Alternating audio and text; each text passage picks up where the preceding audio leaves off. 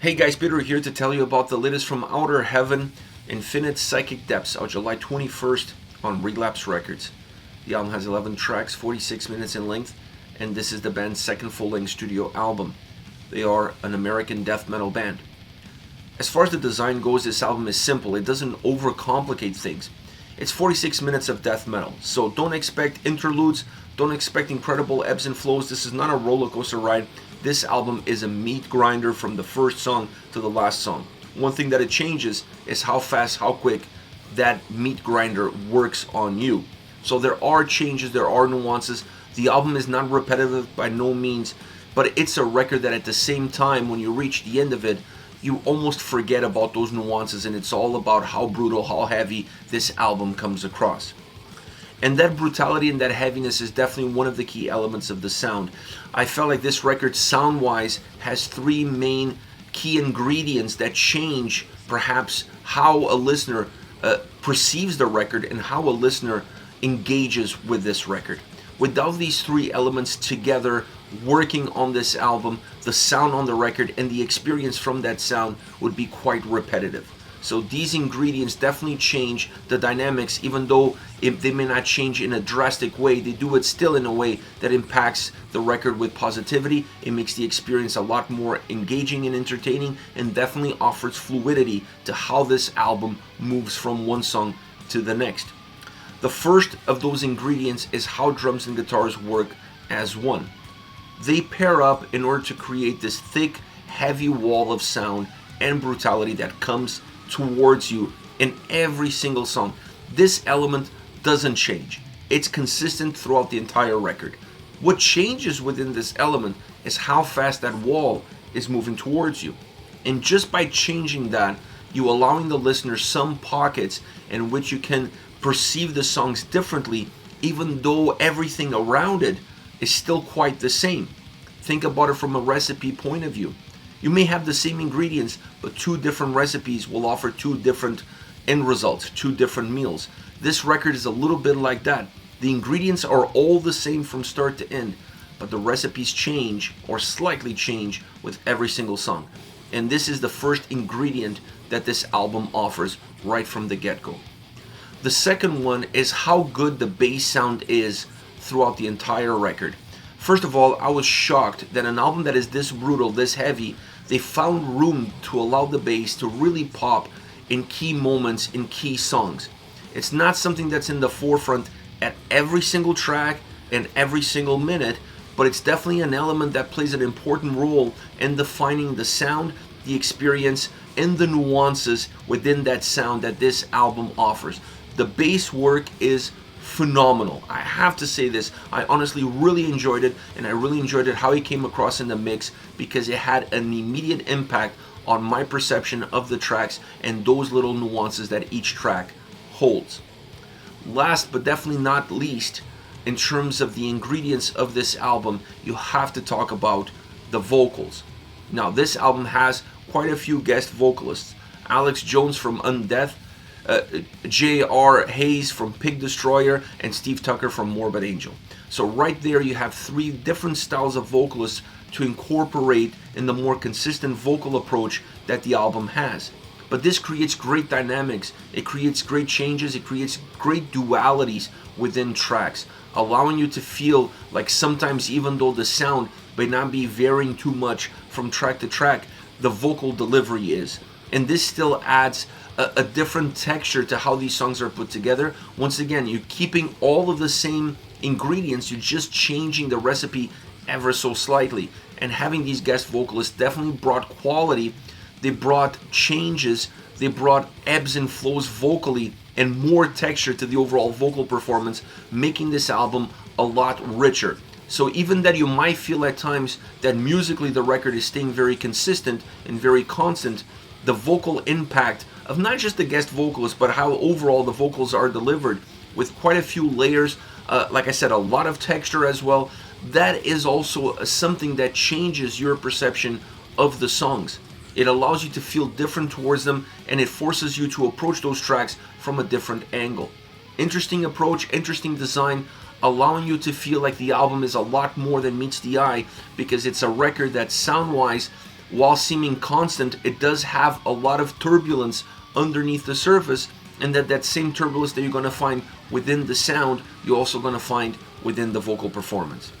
One more thing I have to say, because I feel like it needs to be said for an album like this. Not only the bass surprised me, the guitar solos on this album are phenomenal. Phenomenal. It's one of the few records that I found myself just waiting for the solo to see what that was going to do to the song. Almost like that was the key ingredient for that track to work for me or not. I was just such a big fan of how the solos came across and how they were designed and the impact that they had within the tracks, where they were located within the tracks, the old school flavor. I mean, these solos are old school death metal through and through. I just enjoyed that aspect for a record that feels like it has a foot in the future. Those solos really bring back a little bit of the essence of what death metal used to be and still is.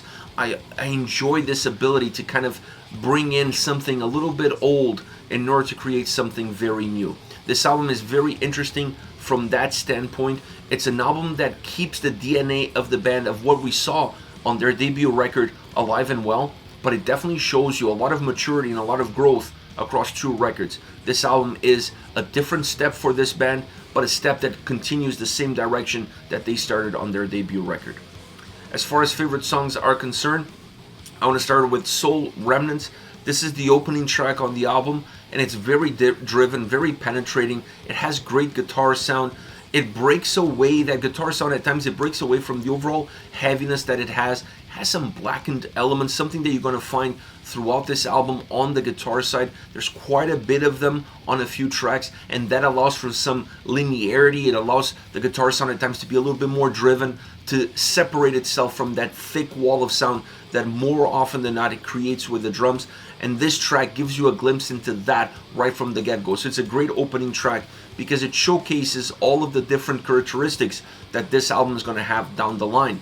It also has a great solo, and the solo section on this track has all of those old school death metal ingredients, something you're going to see as well throughout the record. So like I said, it's a song that encompasses everything about this album, everything musically, everything vocally, the way it's designed, very guitar centric, offering a few little changes here and there. Those blackened elements definitely thin out the track at moments, but still a very thick, brutal, and heavy song all around. Next we have Fragmented Suspension. Talk about a blackened or a black metal driven inspired death metal song, which way you want to call it. This track is definitely that. If there's one song on this album that puts forward that old school black metal sound and experience, this is it. It feels dark. It sounds dark. It feels dark. It's definitely a more methodic song. It doesn't have that wall of brutality coming at you super fast. It allows that momentum to be a little bit more methodic, and that also allows the guitars to separate themselves a little bit from it, and you feel that blackened elements in the guitars and how driven they are, and those penetrating riffs really cut deep to the core of this song. Another track with a phenomenal solo section, perfectly integrated into the track, into the sound, into the essence, into the atmosphere of the song, allowing the track to feel complete with it, and it would have been naked without. Once you get in towards the end of the track itself, you start to feel like the song is going full circle. It's starting to match up with how the experience was at the beginning with the experience at the end, giving you a sense of completion. This is an incredible song, very complete all around, super interesting vocally, but musically is where this track at. This song really stands out in the crowd when you compare it to any song that came before and any song that comes after. It has a very specific DNA to it. Last but definitely not least, Pallasite Chambers. The dual vocal approach on this track works extremely well, and I felt like it was a song that the sound allowed the vocals to take the reins. The vocals are the driver of this song more so than anything else. The drums are there, the heavy guitar riffs are there, both giving consistency to the sound experience. The bass really pops as well. Everything is there in order to create a soundscape that's engaging, a soundscape that is heavy, that it's brutal. But the biggest nuances, the biggest changes, The biggest movement that this track offers is definitely from a vocal standpoint. It's a track that doesn't stay still. The duality of the vocal styles, dual vocals, a lot of textures in the vocals, giving a sense of depth at times. They're not stagnant, they're not still, they're not in a box. The vocals are alive, they have energy, and they're stretching out the boundaries, the footprint that this song has, stretching out and going even beyond the sound. And that's why it gives this sense that the vocals are the driver behind the entire existence of this song. I honestly enjoyed this track because of that vocal approach, separated this song from a lot of the other tracks on the album. Most songs on this record, the guitars feel like the main conduit of the experience. This one, the vocals definitely felt like the main conduit from that experience point of view. This is it, Outer Heaven with Infinite Psychic Depths, out July 21st on Relapse Records. Let me know your thoughts on the band, on the singles. Use the comment section below. I'll be reading those and getting back to you. Take care, guys.